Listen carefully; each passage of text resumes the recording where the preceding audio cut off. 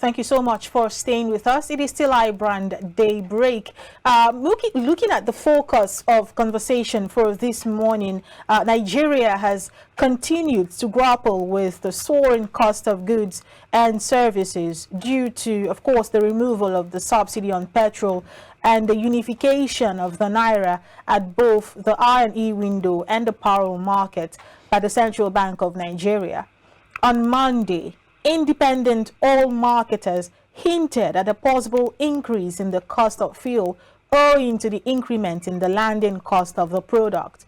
There were news about a temporary reintroduction of fuel subsidy following the increment in the landing cost of fuel due to the free fall of the naira in the parallel market.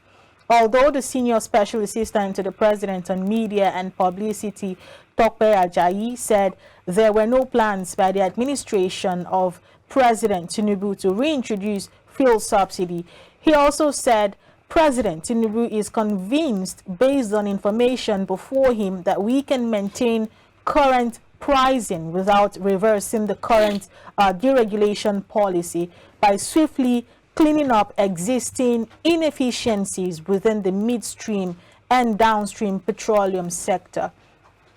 And of course, to have this conversation with us, joining us on the phone this morning is Comrade Fidelis Ede. He is a lawyer, a farmer, and a former labor leader. Good morning, Comrade. Thank you for joining us. Thank you for having me. My honor. All right. I know that we've had a couple of conversations around the fuel subsidy removal and the effect the ripple effect it has continued to have on the economy of the country. But I would like to get your thoughts on the fuel subsidy removal as a basis to this conversation before we keep it up. How do you react to the fuel subsidy removal in the first place?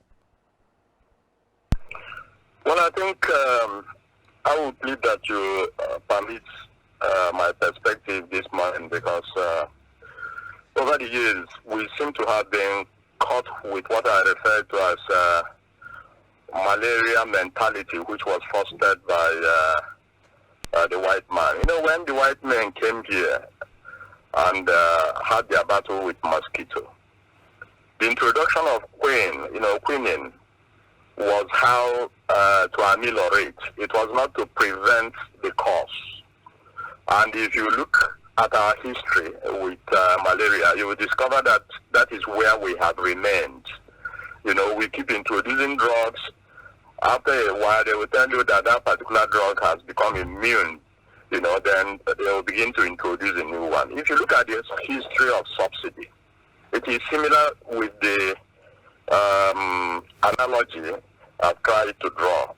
Because we talk about this as if we don't have the history of how it started. And except we address the roots, we will continue to move from one administration to the other. If you look at the issue of petroleum pricing, PMS particularly, that is fuel, you will discover that the only time we had stable price was between 1966 to 1978. Between 1966 to 78 was when you go to the filling station, the pump price was 8 kobo. It remained until 1978 when the Obasanjo administration moved it to 15 kobo. If you look at it now, you will discover that between then, 45 years, from that 8 kobo, that is when the first adjustment came, we are now at 600 naira. And if you look at the point, you will discover that there have never been a government that came that didn't adjust the pump price of petroleum. In fact, at a point, we lost the other component, that is diesel and kerosene, because that has been deregulated over time and nobody is talking about it. But something revealing, something instructive happened under President Head of State, the late Sani Abacha. If you recall, it was under Abacha we got for the first time through a decree that was introduced by the military to begin to put a cost on the production of the product, if you remember Decree number 1 of 1995, it was under Abacha we discovered that the cost of crude production was higher in Nigeria. And that was why, if you recall, when he set up the Petroleum Trust Fund, the difference between them, the introduction of the 11 naira, which introduced, total cost that was going then, they were channeling certain percentage to PTL. Over 5 naira. Government retained 5 naira 20 kobo thereabout. That was, I'm referring to the agency that was headed by the head of state, Buhari, as a military head of state. Now, if you look at cost of production, we were told that the cost of food then was 2 naira 35 kobo. Excise duty and VAT 35 kobo. Marketers allowance was 1 naira 30 kobo. Then NMPC cost and their margin was 1 naira 70 kobo. That was the production cost, 5 naira 70 kobo. Then the difference between the 11 naira was what Abacha was sending now to the petroleum. Hello? Yes, we can hear you. Go ahead. Was what Abacha was sending to the Petroleum Trust Fund. Then, if you now look at the other logic, at a point, the idea of introducing subsidy was they said, cost of freight, cost of insurance, and what have you. You recall that there was a time Nigeria was also involved in what they call swapping of crude, then they will bring in a refined product. And people will just talk about kerosene diesel and PMS. But nobody was telling us about the other components.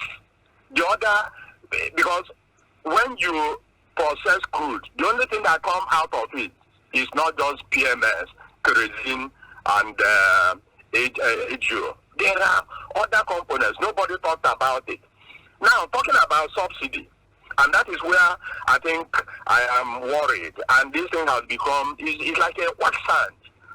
Nigerians are not, even the elites among themselves. Let's not talk about Nigeria now. The elites are not even agreed on what constitutes subsidy.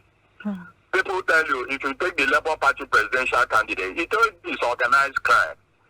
So, government have not even put in a handle to what is subsidy.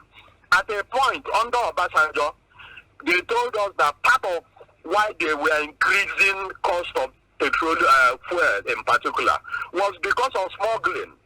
That it was selling cheaper in Nigeria than our neighboring countries. They needed to adjust. They talked about the need to, rebuild the refineries and whatnot, which by that logic, it means that government was not actually losing money.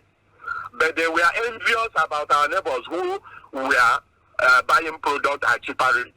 All right. So if you look at all the logic that have been canvassed, even when government introduced the regulatory agency, the pricing agency, you will discover that the logic then was to make money so that they can rebuild the refineries and return to refining petroleum products in Nigeria. So at every given time, there is logic. But look at part of the contradiction, which is a sad paradox, is that as the prices go up, the naira depreciates, inflation rises, exactly. and cost of living